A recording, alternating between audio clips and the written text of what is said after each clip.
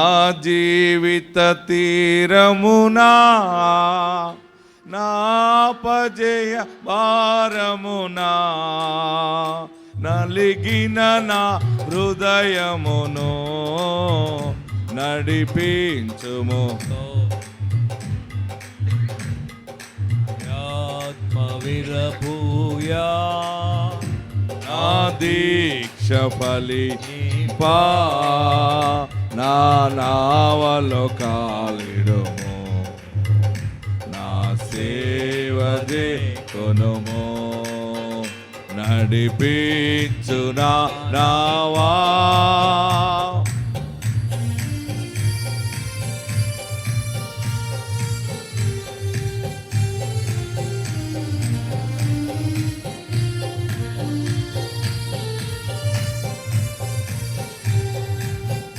అందరూ పాడదాం. రాత్రంతయు శ్రమ పడినా రాలేదు ప్రభు జయము రహదారులు వెదకినను రాదాయను ప్రతిఫలము రక్షించుని సిలువా రమణీయలో తులలో రతనాలను వెదకుటలో రాజిల్లు నా పడవా నడిపించు నా నావా లోతైన జలములలో లోతునవి బడు స్వరమా లోబడుటను నేర్పించి లోపములు. అందరూ చేతులు పైకెత్తి చప్పట్లు కొడదాం. లోనోన్నయి ఉలలో లోతై ఇంకా బాగా బాగా పైకెత్తి గట్టిగా చప్పట్లు కొడదాం. అర్పణగా లోకేశ జేయుమయా నడిపించు నా నావా ప్రభు యేసుని శిష్యుడనై ప్రభు ప్రేమలో పాదుకొని అందరూ స్వరం ఎత్తి పాడదాం. చేతులు దించండి. పరిశుద్ధుని ప్రేమ కదా పరమాత్మ ప్రోక్షణతో పరిపూర్ణ సమర్పణతో ప్రాణమును ప్రభు కొరకు ప్రాణార్పణము చేతో నడిపించు నా నావా. హల్లెలూయా. గట్టిగా హల్లెలూయా చెబుదాం. ఇంకా గట్టిగా హల్లెలూయా చెబుదాం. వాక్యంలోకి వెళ్దాం. తొందరగా దేవుని వాక్యాన్ని ధ్యానం చేద్దాం. ఈరోజు పరిశుద్ధాత్మ దేవుడు నాకు బయలుపరిచిన విషయాన్ని నేను మీ ముందుకు తీసుకొచ్చి ఉన్నాను. ఆది కాండంలోకి వెళ్దాం. ఆది కాండంలో మనం చూస్తూ ఉన్నప్పుడు మన తాతగారు ఉన్నారు అక్కడ. ఎవరున్నారు? ఆది కాండంలో తాత ఎవరు? తర్వాత తాత, ముందు తాత, ముత్తాత నోవాహు తాతయ్య గారు. ఏ తాతయ్య గారు? నోవాహు తాతయ్య గారు. ఈ నోవాహు చరిత్ర చాలా అద్భుతంగా ఉంటుంది. పరిశుద్ధ గ్రంథంలో మనం చూస్తూ ఉన్నప్పుడు జీవం గల దేవుని సన్నిధానంలో నోవాహుకి దేవుడు బయలుపరిచిన విషయాలు మనం చూస్తూ ఉన్నాం. ప్రియులరా, మరి ఆది కాండంలో నోవాహుని దేవుడు మరి ఎలా వాడుకున్నాడో అక్కడ కనబడుతూ ఉంది. జలప్రళయం వస్తుందని దేవుడు నోవాహుకి తెలియపరిచాడు. ఆ జలప్రళయము రాకముందే నువ్వు ఒక ఓడను సిద్ధపరచు అన్నాడు. ఏమన్నాడు? ఒక ఓడను సిద్ధపరచు, చితిసారకపు కర్రతో కట్టన్నాడు. ఆయన చాలా కష్టపడి నోవాహు ఓడను నిర్మించాడు. అందరికీ చెప్పారు, ఎవరు రాలేదు. కానీ తన కుటుంబమే ఓడలోకి వెళ్ళారు. తన 3 కుమారులు, ఆ 3 కోడళ్ళు. మంచి కోడళ్ళు వాళ్ళు, అంతేనా? మా అంగారు మాట విన్నారు వాళ్ళు. ఎవరు మాట విన్నారు? అత్తగారు మాట విన్నారా? విన్నారు. నోవాహు చెప్పాడు, నాకు దేవుడు చెప్పాడు మనం ఓడ కడదామంటే నోవాహు చెప్పిన మాటకి కోడళ్ళు కొడుకులు సహకరించారు. అందరూ కలిసి పెద్ద ఓడ కట్టారు. ఆ ఓడ కట్టిన తర్వాత ఊరు ప్రజలు అందరికీ చెప్పాడు, ఆ ప్రాంతంలో ఉన్న వారందరికీ. కానీ ఎవరు నమ్మలేదు, రాలేదు. జలప్రళయం వచ్చింది, ఓడ పైకి తేలిపోయింది. ఈ కుటుంబము ఓడలో ఉంది. పైకి వెళ్ళిపోయిన తర్వాత 150 రోజుల తర్వాత నోవాహు అసలు అది ఎక్కడ ఆగిందంటే వెళ్ళిపోయి పైన కొండల పైన అరారాతు పర్వతాల మీద దిగింది. నీరు దిగిపోతున్నప్పుడు ఆ ఓడ సరిగ్గా అరారాతు పర్వతాల పైన ఉంది, అక్కడే ఆగిపోయింది. అప్పుడు లోకమంతా ఎలాగుంది ఏంటి అని చెప్పి నోవాహు ఒక కాకిని బయటికి పంపించాడు. కాకి ఒకసారి వెళ్ళి చూసిరా అని. నోవాహు చాలా తెలివిగా కాకిని పంపించాడు. దాన్ని వదలకూడదు, కానీ వదిలితే మళ్ళీ వస్తుంది. అది చెప్పరే మీరందరూ, ఇంకా అది మిస్ అయిపోయింది. మళ్ళా నోవాహు పావురాన్ని పంపించాడు, నల్ల పావురాన్ని పంపించాడు. వాక్యంలోకి వెళ్దామా, చదువుకుందామా? ఇక్కడి నుంచి వాక్యాన్ని ధ్యానం చేద్దాం. ఆదికాండము 8వ అధ్యాయము 5వ వచనం దగ్గర నుంచి చదువుకుందాం.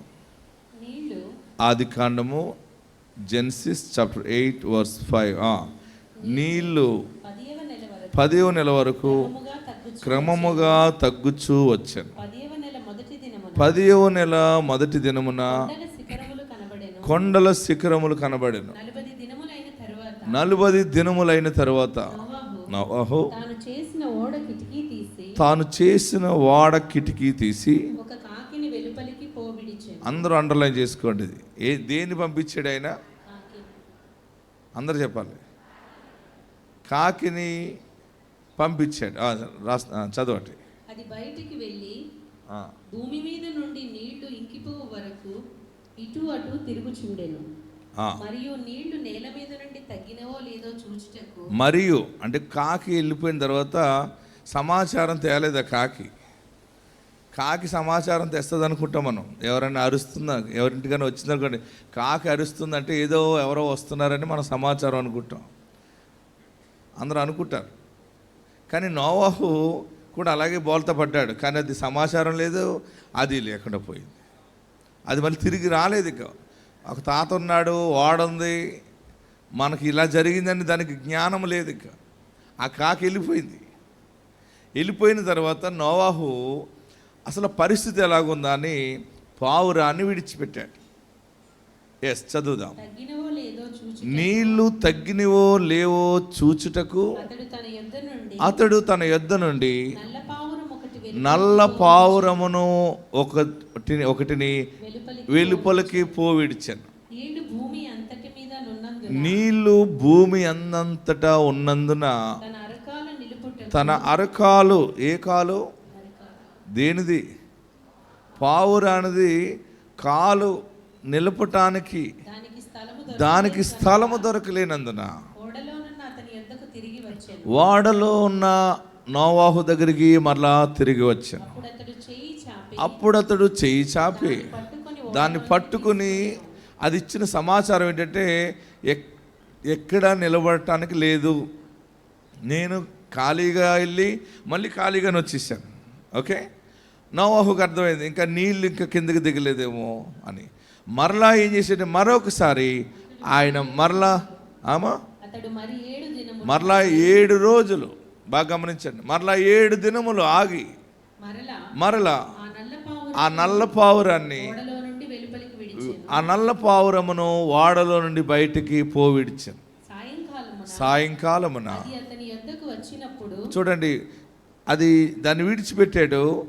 విడిచిపెడితే అది మొత్తం తిరిగింది, ప్రాంతం అంతా కూడా స్కాన్ చేసింది, లైన్ అంతా చూసింది. మరలా 7 రోజులకి నీళ్లు చాలా దిగిపోవటంలో ఆ పావురం ఏం చేసిందంటే అతను ఆ సాయంకాలమున అది అది అతని యొద్దకు వచ్చినప్పుడు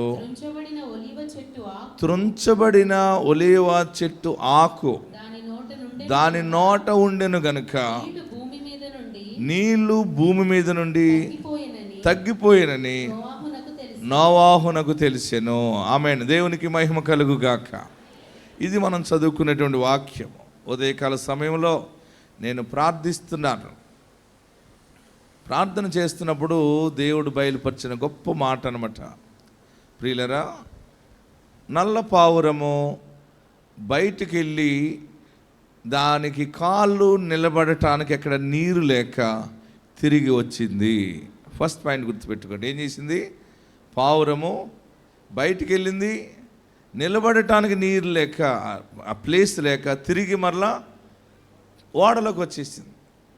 మరలా యజమానుడు 7 రోజుల తర్వాత మరలా దాన్ని విడిచిపెట్టాడు. ఎన్ని రోజుల తర్వాత?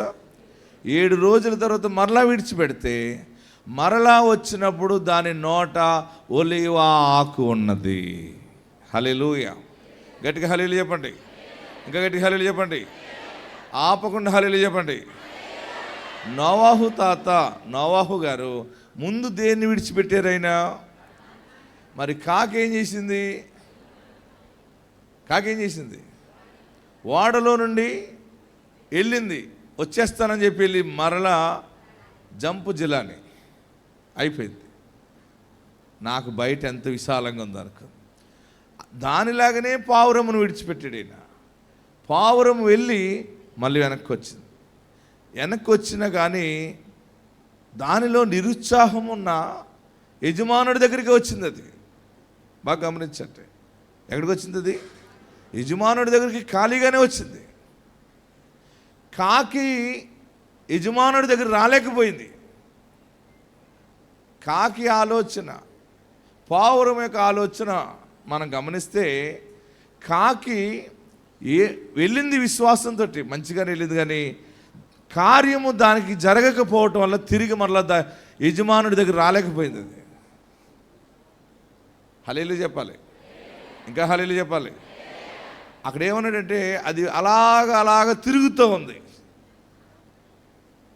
ఎలా తిరుగుతుంది? లోకమంతా తిరుగుతుంది, ఇటు అటు తిరుగుతుంది. మరలా దాని వెనకాలే నోవాహు పావురాన్ని విడిచిపెట్టాడు. పావురము ఇటు అటు తిరిగింది. పావురము కూడా ఏ రకంగా కూడా స్థానము దొరకలేకపోవటం. కానీ పావురము తిరిగి నిరుత్సాహపడినా, ఏది జరిగినా కానీ తిరిగి మరలా ఓడలోకి వచ్చింది. యజమానుడు 7 దినములు ఆగిన తర్వాత మరలా ఆ పావురాన్ని మరలా పంపించాడు ఆయన. 2వ మారు పావురం వెళ్ళినప్పుడు కార్యసిద్ధితో తిరిగి వచ్చింది. హల్లెలూయా. దేంతో తిరిగి వచ్చింది? కార్యసిద్ధి. మొదటిగా వెళ్ళినప్పుడు ఏమీ తీసుకురాలేదు. 2వ మారు వెళ్ళినప్పుడు అది ఒలీవ ఆకుని నోటిని కరుచుకుని తీసుకొచ్చింది. దేవునికి మహిమ కలుగుగాక. ఒక పెద్ద ఆయన మంచి పాట రాశాడు. కాకిలా జీవిస్తావా విశ్వాసీ, పావురం వలె మళ్ళొస్తావా విశ్వాసీ. పాడండి. కాకిలా జీవిస్తావా విశ్వాసీ. మీ సంగతి నేను చూడాలి. కాకిలా జీవిస్తావా విశ్వాసీ. చెప్పండి. పావురం వలె మళ్ళొస్తావా విశ్వాసీ.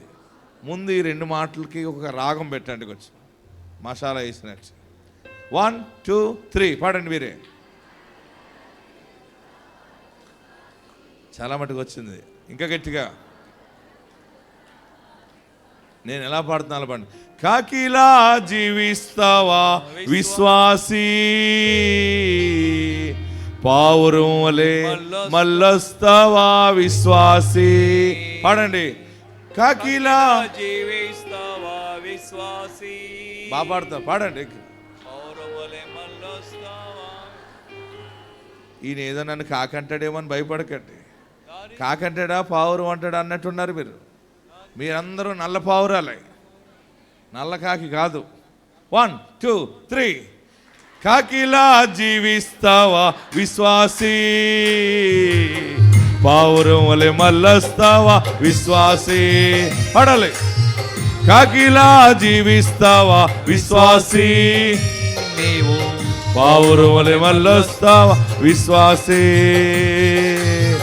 ఈ లోకముల్ల బాట విశ్రాంతి లేదిచ్చట, ఈ లోకముల్ల బాట విశ్రాంతి లేదిచ్చట. యేసుతో నీ ఉంటావా విశ్వాసీ, పావురంలో మల్లొస్తావా విశ్వాసీ. యేసుతో నీ ఉంటావా విశ్వాసీ, నీవు పావురంలో మల్లొస్తావా. వాడలోనున్నవాడు యేసు నీకు తోడుంటాడు, వాడలో ఉన్నవాడు యేసు నీకు తోడుంటాడు, ఆశ్రయముగా ఉంటాడు, ఆశలన్నీ తీరుస్తాడు. ఆమేన్. ఆశ్రయముగా ఉంటాడు, ఆశలన్నీ తీరు. కబడి కొడదాం. యేసుతో నీ ఉంటావా విశ్వాసీ, నీ తీరమేదో ఆమేన్. గమనించావా విశ్వాసీ. గ్లోరీ. ఆమేన్. యేసుతో నీ ఉంటావా విశ్వాసీ, నీ తీరమేదో గమనించావా విశ్వాసీ. కాకిలా జీవిస్తావా విశ్వాసీ, నీవు పావురంలో మల్లొస్తావా విశ్వాసీ. హల్లెలూయా. మీరు పాడండి ఇప్పుడు. అవి కాకిలాగా వెళ్ళిపోయింది పాట కూడా మీద. 1 2 3.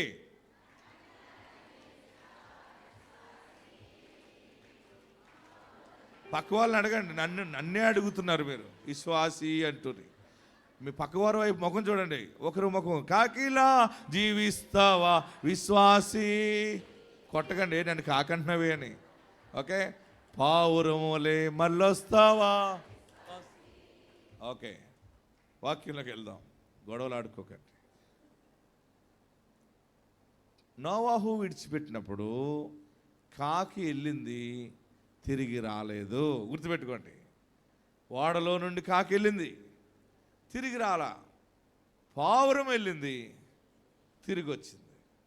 కానీ అద్భుతమైన సంఘటన ఈరోజు మన వర్తమానం ఏంటంటే, మరలా రెండవ మారు పావురాన్ని విడిచిపెట్టాడు ఆయన. ఎన్ని రోజుల తర్వాత విడిచిపెట్టాడు ఆయన? 7 రోజుల తర్వాత విడిచిపెట్టాడు ఆయన. 7 రోజుల తర్వాత పావురం వెళ్ళింది. పావురం వెళ్ళిన పని సఫలమైంది. హల్లెలూయా. గట్టిగా హల్లెలూయా చెప్పండి, గట్టిగా హల్లెలూయా చెప్పండి. వెళ్ళిన పావురము అంతా చూసింది. ఒక్క చోట ఒలీవ చెట్టు చిగుర్చటం చూసింది. ఆమేన్. చూడండి, అక్కడ చదువుకుందాం, మరలా చదువుదాం. 8వ వచనం. మరియు నీళ్లు అతడు మరి 7 దినములు తాలి ఓకే మరలా నల్లపావురంను ఓడలో నుండి వెలుపలికి విడిచెను. సాయంకాలమున అది అతని యొద్దకు వచ్చినప్పుడు త్రుంచబడిన ఒలీవ చెట్టు ఆకు దాని నోట ఉండెను. ఆమేన్. గట్టిగా హల్లెలూయా చెప్పండి, ఇంకా గట్టిగా హల్లెలూయా చెప్పండి. మొదటిసారి అది వెళ్ళింది, కానీ ఏమీ తీసుకురాకుండా వచ్చింది. మరలా 7 రోజుల తర్వాత మరలా అదే పావురం వెళ్ళింది. వచ్చినప్పుడు దాని నోట ఏముంది? ఒలీవ ఆకు ఉన్నది. ఈ పావురం విషయంలో మనకి చాలా విషయాలు అర్థమవుతూ ఉన్నాయి. యజమానుడి పట్ల నమ్మకత్వం కలిగి ఉన్నది. యజమానుడు ఏ ఆశయముతో దాన్ని పంపించాడో యజమానుడు ఆశయాన్ని నెరవేర్చింది పావురం. ఆమేన్. నోవాహు ఓడలో నుండి పావురమును పంపినప్పుడు, మొదటిసారి వెళ్ళినప్పుడు ఆ పావురము మామూలుగానే వచ్చేసింది, చూసింది. యజమానుడు అనుకున్నాడు, నీళ్లు ఎక్కడ ఇంకా ఇంకలేదేమో, ఇంకా చాలా నీరు ఉంది అనుకున్నాడు. ఎక్కడ నేల లేదు, భూమి కనపడలేదు, నీరు దిగుతూ ఉంది. రెండవ మారు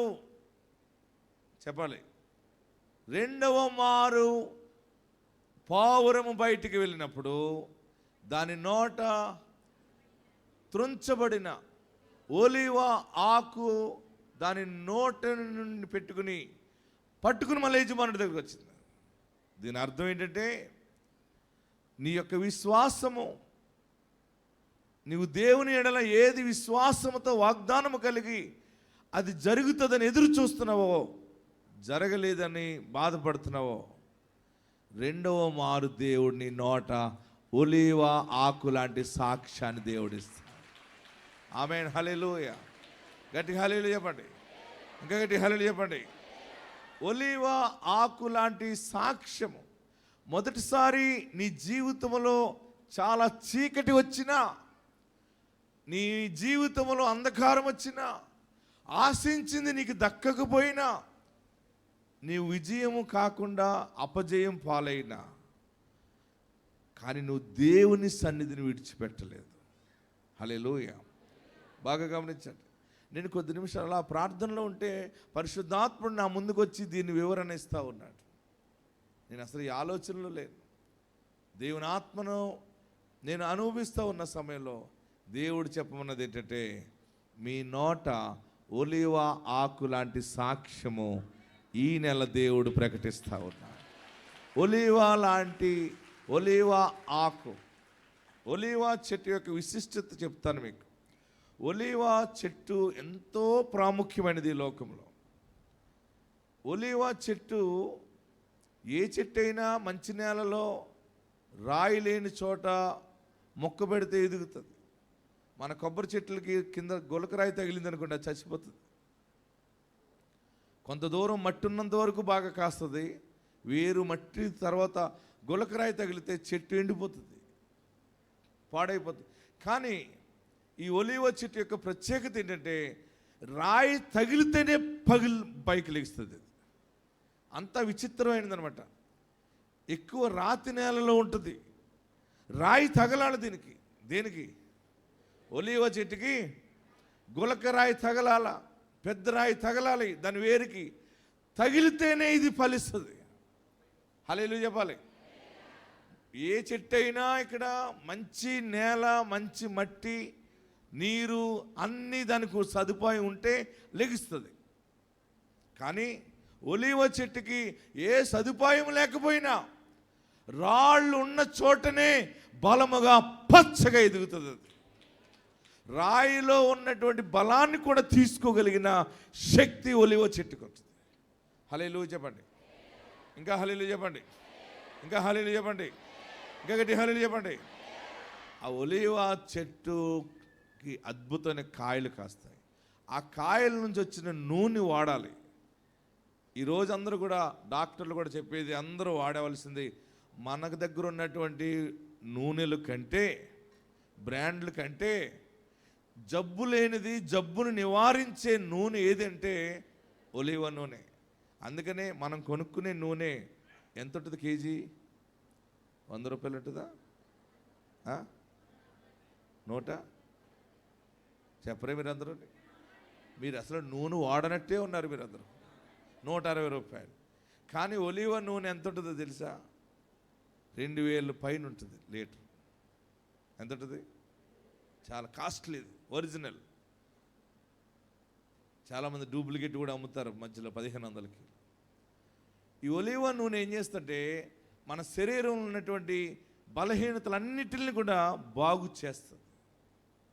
ఒలీవ నూనె సౌందర్య పోషణకు వాడతారు.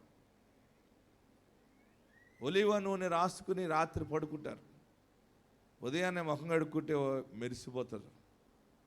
మన నూనె రాసి పడుకుంటే బొగ్గులాగా అయిపోతాం. ఎలాగే అంతే కదా. చాలామంది నూనె రాసి పడుకుని బొగ్గులాగా అవుతారు. మన నూనె వేరు, ఆ నూనె వేరు. ఒలీవ చెట్టు యొక్క విశిష్టతను ఆలోచిస్తే అది సౌందర్యానికి గుర్తుగా ఉంది. ఆ చెట్టు కూడా చాలా ఒదుగుతూ ఉంటుంది, ఎదిగే కొలది ఒదుగుతూ ఉంటుంది. యేసుప్రభు వారి దగ్గర, యేసుప్రభు వారు గెత్సేమనే తోటలో ప్రార్థన చేసుకున్న తోటల దగ్గరికి నేను వెళ్ళినప్పుడు, యేసుప్రభు వారు ఎక్కడ ప్రార్థన చేశారు, ఏ చెట్టు దగ్గర చేశారో అక్కడ చెట్లు ఉన్నాయి. ఆ చెట్లు ఇప్పటికే అలాగే ఉన్నాయి. దగ్గరగా 2000 సంవత్సరాలు దాటినా కానీ ఆ చెట్లు, ఒలివ చెట్లు అక్కడే ఉన్నాయి. అలాగా అది సుళ్ళు తిరిగిపోయి, అంటే ఎంత ఎదుగుతున్నా కానీ ఒదుగుతూ స్థిరంగా ఉంటుంది అనమాట. హల్లెలూయా చెప్పాలి, గట్టిగా హల్లెలూయా చెప్పండి, ఇంకా గట్టిగా హల్లెలూయా చెప్పండి. ఇశ్రాయేలీయుల యొక్క ప్రజలు ఆరోగ్యానికి రహస్యం ఏంటంటే ఒలీవ చెట్టు వేరుని వారు మెడిసిన్గా తీసుకుంటున్నారు. అందుకే వారికి అంత జ్ఞానం ఉంటుంది. బాగా గమనించండి. ఒలీవ ఆకు ఔషధానికి గుర్తు. ఆకుని పౌడర్ చేసి ఆ పౌడర్ని ఔషధముగా తీసుకుంటారు. అంత చెట్టంతా కూడా ఒక మెడిసిన్గానే ఉంటుంది అనమాట. ఎండ తగిలి కొలిది పచ్చబడుతుంది. ఇది ఏంటి, కష్టకాలంలో కూడా దీవెనగా ఉంటుంది. ఈరోజు పరిశుద్ధాత్మ దేవుడు మీకు ఇస్తున్న గొప్ప శుభవార్త, వాగ్దాన వాక్యం ఏంటంటే, నిరుత్సాహంతో ఉన్న నీ నోట ఒలీవ ఆకుని దేవుడు పెడుతున్నాడు. రోగముతో ఉన్న నీకు, బాధలో ఉన్న నీకు యేసు నామములో స్వస్థత కలిగి, దేవుడు నన్ను స్వస్థపరిచాడు, నా రిపోర్ట్స్ అన్ని నార్మల్ వచ్చినాయి, నాలో ఉన్న మరణకరణ వ్యాధిని దేవుడు తొలగించాడని ఎలుగెత్తి సాక్ష్యం ఇవ్వబోతున్నావు. నమ్మిన వారందరూ గట్టిగా చేతులు పైకెత్తి చప్పట్లు కొట్టండి. ఒలీవ రెల్లు, దాని యొక్క ఆకు పావురము పట్టుకుని యజమానుడి దగ్గరికి వచ్చింది. నీవు ఈ నెల దేవుని మహాకృప ద్వారా మరలా అద్భుతమైన సాక్ష్యముతో నీ నోటి నిండా ఆనందము సాక్ష్యము కలిగి మరలా కాపరి ఎదుట సాక్ష్యం ఇవ్వబోతా ఉన్నా. దేవుడు నా జీవితాన్ని స్థిరపరిచాడు. దేవుడు మాకు ఆర్థిక విషయంలో సహాయం చేశాడు. ఆమె ఇందాక ఏం చెప్పింది, కోల్పోయిన భూమి, మరలా ఎకరం భూమి కొనుక్కున్నాం, ₹1,00,00,000 మిషన్లు దేవుడు ఇచ్చాడు. ఎక్కడ అందరూ మమ్మల్ని చిన్నగా చూశారో అక్కడ దేవుడు మమ్మల్ని ఆశీర్వదించాడు.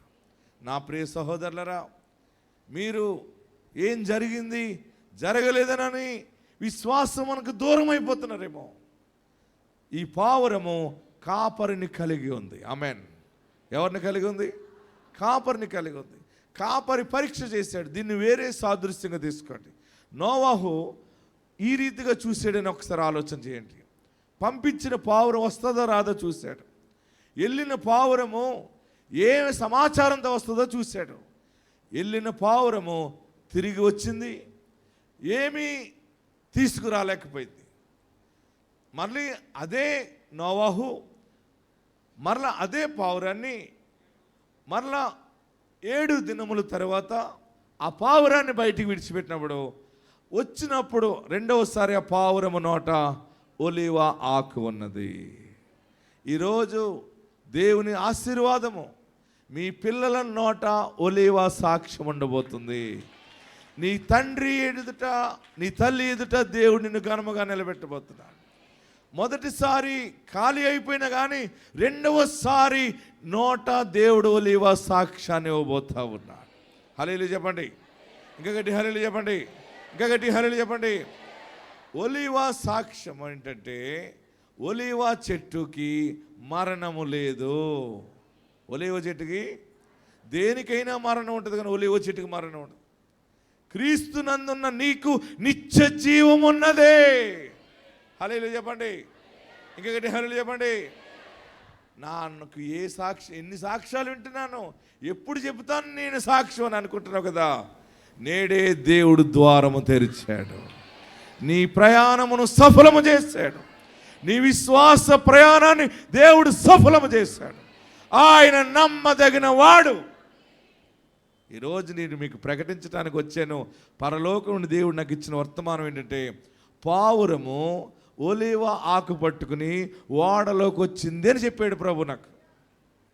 నీవు మంచి సాక్ష్యముతో నీవు అనుకున్న పని జరిగిందని మరలా ఈ ఓడలోకి రాబోతున్నావు.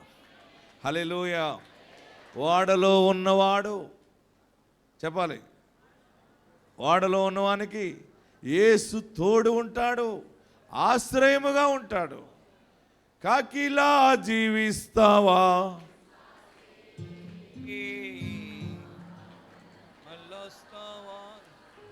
కాకిలాగా జీవిస్తావా అంటే సాక్ష్యం లేకుండా ఉంటావా, సాక్ష్యం కలిగి ఉంటావా? నేను కాకినన్నవారు చేయి పైకెత్తండి. ఇది బాగా వినపడుతుంది మీకు. నేను పావురాన్ని పోలి ఉన్నానన్నవారు 2 చేతులు పైకెత్తండి. ఎన్ని పావురాలో? మీ పావురం సంగతి ఏంటో దేవుడి నెలలో చూస్తాడు. నేను చూడబోతున్నాను. మీ నోట దీవెన సాక్ష్యముండును గాక. అద్భుతమైనటువంటి ఒలీవ ఆకు సౌందర్యానికి సూచన, ఆకు ఆరోగ్యానికి సూచన. ఆ పరిశుద్ధ ఆరోగ్యము, ఆ పరిశుద్ధ సౌందర్యం ఎప్పుడు వస్తుంది? మీ ఫేస్ అంతా తేజస్సుగా ఎప్పుడు వస్తుంది చెప్పాలి. మీరు అనుకున్న పని వెంటనే జరిగిపోయింది అనుకోండి. నల్లగా ఉన్న నీవు తెల్లగా పడిపోతావు ఒకేసారి. మీ ఆయన అంటే ఏంటి బాబు ఇలా మారిపోయావు? ఆ అందానికి సీక్రెట్ ఎక్కడ దొరకదు ఎవరికి. ఒక్కొక్క మగవానికి కూడా ముఖం వెలిగిపోతూ ఉంటుంది. చిరిగిపోయిన చొక్కా వేసుకున్నా కానీ ఎంతో అందంగా హీరోలాగా ఉంటాడు. ఏంటంటే కొన్ని కార్యాలు సఫలమైనప్పుడు, అనుకోకుండా మంచి ఉద్యోగం వచ్చినప్పుడు, అనుకోకుండా వివాహం కుదిరినప్పుడు, అనుకోకుండా ఒక ఇల్లు దేవుడికి ఇచ్చినప్పుడు, నీ ఆశ తీరినప్పుడు, ఎన్ని రాసుకున్నా సౌందర్యం రాదు. నీ ఆనందముతో సౌందర్యం వస్తుంది. సౌందర్యానికి రహస్యం ఏంటంటే నీ బ్లడ్ పలసన అవ్వాలన్నమాట. ఏమవ్వాలి? రక్తము పలసగా ఉందనుకోండి, ముఖము తేటగా ఉంటుంది, శరీరం ఎక్కడ చూసినా నవనవలాడుతుంటుంది. రక్తము చిక్కబడిపోయినప్పుడు సౌందర్యం అంతా తగ్గిపోతుంది. రక్తము పలసగా ఉందనుకోండి, సౌందర్యము పెరుగుతుంది. రక్తము పలసనవ్వాలంటే మిషన్ మంచి స్పీడ్గా కరెక్ట్గా కొట్టుకోవాలి. ఏ మిషన్? హార్ట్ కరెక్ట్గా కొట్టుకుంటుంది అనుకో, రక్తం అంతా కూడా నీవు పెరుగు చిలకరిస్తావు కదా, ఏమంటారు దాన్ని? కావా ఏదో మొత్తం మీద. ఇప్పుడు అంతా మిక్సీలో పెట్టి కొట్టేస్తున్నారు. వెన్న తీస్తారు కదా, అది ఎంతలా తీస్తే వెన్న వస్తుందో, నీ గుండె చక్కగా దేవుడు పెట్టిన స్పీడ్ ప్రకారం కొట్టుకుందనుకోండి, నీ రక్తం అంతా పల్స్గా ఉంటుంది. ఆ పలసన ఎప్పుడైతే అయిందో నీ శరీరంలో, చర్మంలో మార్పు వస్తుంది. ఈ గుండె ఎప్పుడు సమానంగా కొట్టుకుంటుందంటే, నెమ్మది కలిగిన వర్తమానమును విన్నప్పుడు, శుభవార్త విన్నప్పుడు, అమ్మ మీ అబ్బాయికి ఉద్యోగం వచ్చిందమ్మా అన్నప్పుడు, అమ్మునా అమ్మ నీవు అప్పులు కట్టకలదట, మొత్తం అప్పులన్నీ కొట్టేశారు గవర్నమెంట్, అవునా? మళ్ళీ డ్వాక్రా 2 సార్లు ఇస్తాడట. ఉన్న డ్వాక్రా పోయింది. చంద్రబాబు నాయుడు గారు మొత్తం డ్వాక్రా కొట్టేశారు, మళ్ళీ 2 రెట్లు ఇస్తున్నారంట. ఓహో అన్నాడు అనుకోండి, నీకు ఎక్కడ లేని అందం వచ్చేది. ముఖం కడుక్కోపోయినా కానీ, పందుపలు నోట్లో పెట్టుకున్నా కూడా అందంగా ఉంటారు. ఏంటిది? గుండె కరెక్ట్గా వెళ్తుంది. కరెక్ట్గా వెళ్ళినప్పుడు నీ మైండ్ మంచి ఫ్రెష్గా అయిపోతుంది. అనుకోకుండా నీ చేతులు కాళ్ళు బలం వచ్చేస్తుంది. సంతోషంలో నీకు చాలా ఉత్సాహం వచ్చేస్తుంది. ఆమేన్. హల్లెలూయా చెప్పరే, గట్టిగా హల్లెలూయా చెప్పండి. ఇవన్నీ ఒలీవ ఆకులో ఉన్నవి. దేవుడు నీ నోట ఒలీవ ఆకునివ్వబోతున్నాడు. మొదటిసారి జరగలేదు, ఇంతకాలం కనిపెట్టినా అవ్వలేదు అనుకున్నావు కదా, ఈరోజు డిసైడ్ అయ్యి నీతో మాట్లాడుతున్నాడు. ఈ సెకండ్ టైం దేవుడు నీ ప్రయాణాన్ని సఫలము చేస్తున్నాడు. నువ్వేదనుకుని ప్రయత్నిస్తున్నావో, మరలా చదువుదాం. నల్ల పావురము నోట, అది ఓడలోకి వచ్చినప్పుడు ఏం పట్టుకుని వచ్చింది? సాయంకాలమున. చూడండి, సాయంకాలం అంటే అది ఉదయాన్ని వదిలేడైనా, ఉదయం అంతా కూడా ప్రయాణము చేస్తూ చేస్తూ చేస్తూ మరలా సాయంకాలం అయినప్పుడు అతని యొద్దకు వచ్చి త్రుంచబడిన ఒలీవ చెట్టు ఆకుని దాని నోట ఉండెను గనుక నీళ్లు భూమి మీద నుండి తగ్గిపోయినని నోవాహునకు తెలిసెను. దేవునికి మహిమ కలుగును గాక. ఈ వాక్యమంతటిలో, ఈ చరిత్ర అంతటిలో దేవుడు శ్రేష్టమైన జీవాహారాన్ని ఈరోజు మనకు పెట్టింది ఏంటంటే, ఆశీర్వాదాన్ని ప్రకటించింది ఏంటంటే, నీ ప్రయాణములో చివరికి నువ్వు పొందుకునేది ఒలీవ ఆకు. గొప్ప సక్సెస్ను చూడబోతున్నావు, గొప్ప విజయమును చూడబోతున్నావు, గొప్ప సాక్ష్యము కలిగి ఉంటావు. ఏంటి సాక్ష్యం అంటే, ఆరోగ్యము దేవుడిచ్చాడు. దేవుడు నాలో నుండి క్యాన్సర్ని తొలగించాడు. దేవుడు నాలో నుండి గుండె జబ్బును తొలగించాడు. దేవుడు నన్ను స్వస్థపరిచాడు. దేవుడు నాకు ఉపాధిని కలగజేశాడు. దేవుడు నాకు భూమిని ఇచ్చాడు. దేవుడు నాకు పొలమునిచ్చాడు. దేవుడు నాకు పాడినిచ్చాడు. దేవుడు నాకు పంటనిచ్చాడు. సర్వ సమృద్ధిని దేవుడు నాకు ఇచ్చాడని ఎలుగెత్తి నువ్వు సాక్ష్యం చెప్పబోతున్నావు. నమ్మిన వారందరూ దేవుడు నాకు ఇచ్చండి, బలముగా నేను నమ్ముతున్నాను అన్న వారందరూ 2 చేతులు పైకెత్తి గట్టిగా చప్పట్లు కొట్టి ప్రభువును స్తుతించారు. మీ నోట ఒలీవ సాక్ష్యము అంటే నిత్యము ఉండే జీవ సాక్ష్యాన్ని దేవుడు మీకు ఇవ్వబోతా ఉన్నాడు. ఈ సంతోషము మీకు కావలెనా? ఈ సంతోషం నీకు కావలెనా? అందరూ పాడదామా? ఈ సంతోషము నీకు కావలెనా? నేడే యేసు నద్దకు రాము, నేడే యేసు నొద్దకు రాము. సంతోషమే సమాధానమే, సంతోషమే సమాధానమే, సంతోషమే సమాధానమే, చెప్పనా సౌఖ్యమైన సంతోషం, చెప్పనా సాఖ్యమైన సంతోషం. తెరవబడెను నా మనోనేత్రము, తెరవబడెను నా మనోనేత్రము, తెరవబడెను నా మనోనేత్రము, యేసు నాలో వచ్చినందునా, యేసు నాలో వచ్చినందునా. హల్లెలూయా. ఏడుస్తున్నావా? బాధగా ఉందా? ఎవరు లేరని అనుకుంటున్నావా? దేవుడు నీ జీవిత యాత్రలో ఈరోజే ఒలీవ ఆకుని నీ నోట పెడుతున్నాడు. ఎక్కడో ఇవ్వటం కాదు, ఆ ఆకును తలలో పెట్టడం కాదు, నోటిలో పెడుతున్నాడు. అంటే ప్రతి చోట ఎలుగెత్తి నువ్వు సాక్ష్యం చెప్తావు. ఎక్కడైనా నువ్వు సాక్ష్యం చెప్పాలి, ఎక్కడైనా యేసయ్య గురించి నువ్వు చెప్పాలంటే నీకేం చేసాడు దేవుడు అని అడుగుతారు.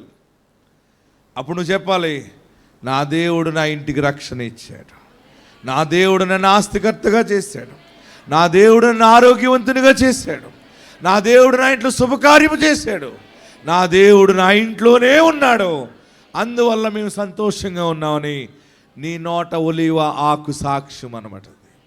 ఒలీవ చెట్టుకి ఎప్పుడు కూడా జీవం ఉంటుంది.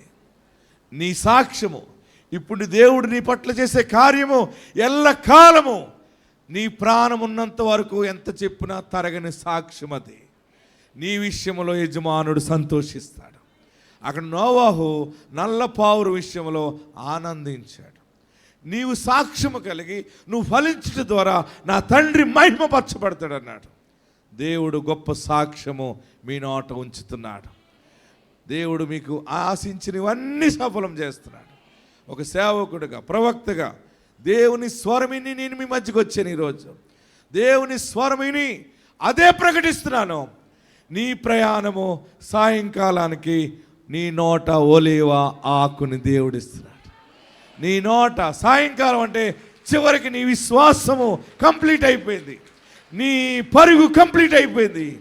మరలా దేవుని మందిరానికి రాబోతున్నావు. మళ్ళా నెలలో మీ నోటి సాక్ష్యాన్ని నేను వినబోతున్నాను. అందరూ కూడా లేచి నిలబడదాం. దేవుడు దీవెన సాక్ష్యాన్ని, ఒలీవ ఆకు యొక్క సౌందర్యము, ఆరోగ్యము, బలము, అది పవిత్రమైన ఆకది. ఒలీవ చెట్టుని ఇశ్రాయేలీలు పవిత్రముగా చూస్తారు. అది దేశాన్ని పోషిస్తుంది ఈరోజు చాలా మట్టుకి. అంటే నీ నోట పోషణ సాక్ష్యము దేవుడు ఇవ్వబోతున్నాడు. దేవుడు నన్ను పోషిస్తున్నాడు, నేను అనేక మందిని పోషిస్తున్నాను. దేవుడిని నేను పవిత్రుడిగా భావించినాను, పరిశుద్ధుడి వైపు నేను చూశాను. నన్ను దేవుడు పవిత్రునిగా చేశాడు, నన్ను నీతిమంతునిగా చేశాడు. ఒలీవ ఆకు పవిత్రతకు సూచన, ఆరోగ్యానికి సూచన. అది అనేక మందిని పోషించడానికి పోషణకు సూచన. ఆరోగ్యము, పోషణ, పవిత్రత యేసు నీకు అనుగ్రహించబోతున్నాడు. ఎక్కడున్నవారు అక్కడే నిలబడి 2 చేతులు ఆకాశం వైపు చాపి ఆ పావురము నోట పెట్టిన ఒలీవ ఆకుని, నా నోట జీవ సాక్ష్యాన్ని ఈరోజు నువ్వు ప్రతిష్ఠ చేస్తున్నావు.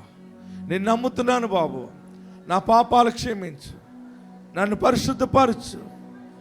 7 మార్లు యేసయ్యా అని పిలవండి. 2 చేతులు పైకెత్తి 1 2 3 4 5 6 7.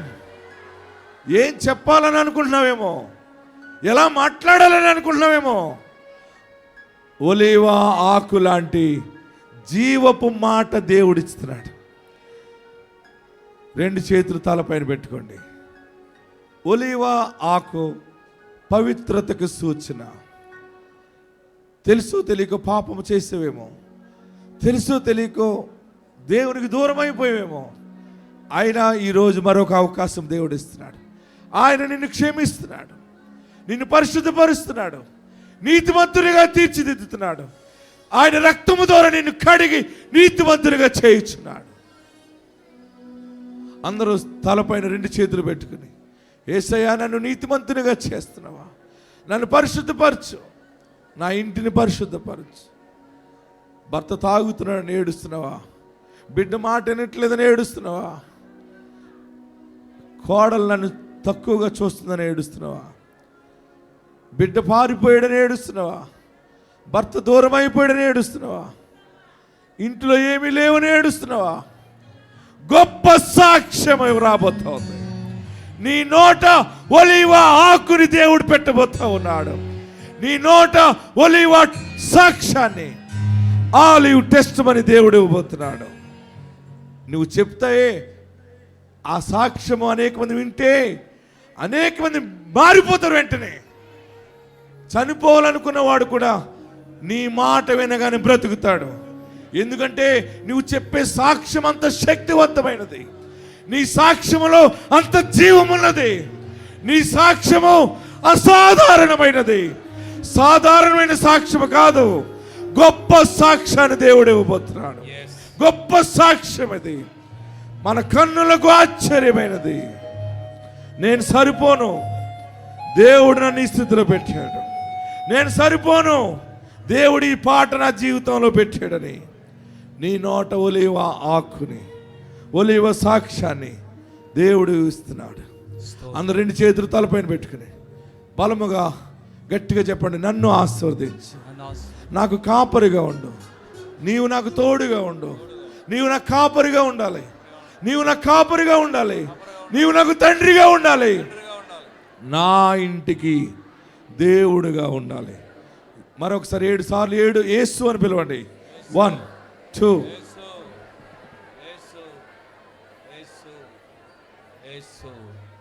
యేసయ్యా.